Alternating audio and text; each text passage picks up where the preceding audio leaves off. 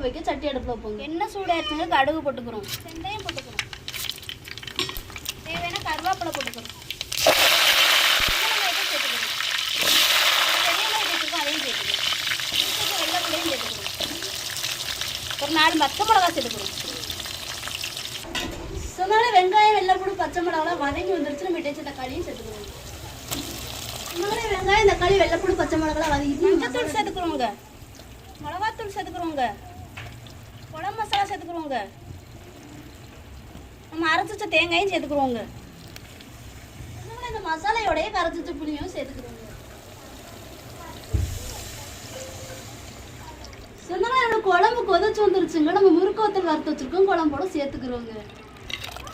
குழம்புக்கு தேவையான உப்பு போட்டுக்கிறோங்க. சொன்னாலும் நம்மளுக்கு வெங்காய குழம்பு ரெடி ஆயிடுச்சு, இறக்கி வச்சுக்கிறோங்க.